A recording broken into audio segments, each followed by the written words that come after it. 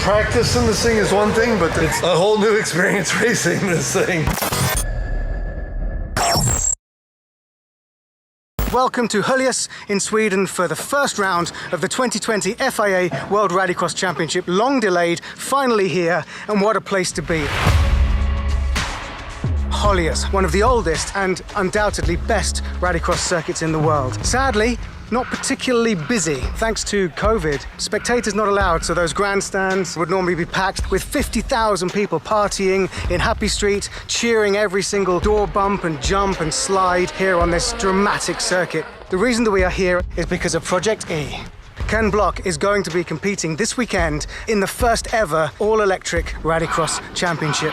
This is the best rallycross track in the world, besides the Nitro World Games track that Travis designed.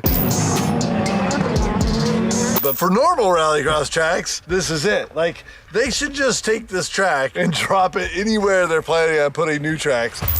This track has it all. It has bowl turns, it has jumps, it has turns over crests. I mean, you launch from the start, and the first turn is a very fun turn over a crest. I'm really stoked to be here. It's great to be back in World Rallycross, great to be back at this particular track. So what is Project E? Well, it's the world's first electric international rallycross series, but crucially, it's the world's first all-electric road car-based motorsport customer program.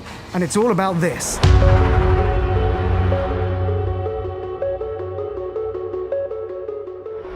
Developed by Stard, the chassis is a Mark 8 Fiesta ST, but everything else is completely different. It's got 3 electric motors, 1 in the front, 2 in the back. 1,000 Newton meters of torque, about 612 brake horsepower, 0 to 60 in 1.8 seconds, and top speed of 150 miles an hour. And it's very good. I did a test the other day.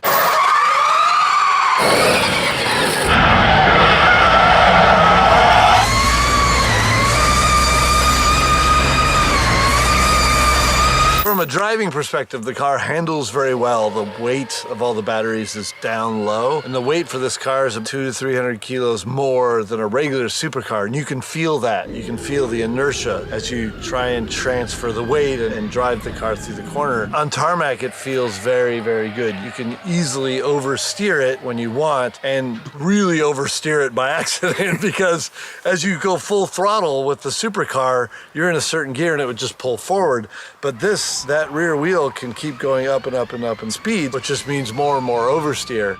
On loose surfaces, I've actually spun the car going slow, so I'm really uncomfortable with how the weight affects the car on a loose surface. It just doesn't want to bite, it wants to keep sliding. So that's something that we'll just figure out with more time and more setup changes, but for now, I'm excited to get out there and get racing. It's a racetrack I know very well, it's a type of racing I know very well, but the tool's totally different. It's gonna be great to be able to get these cars out for the first time and race them at the world level.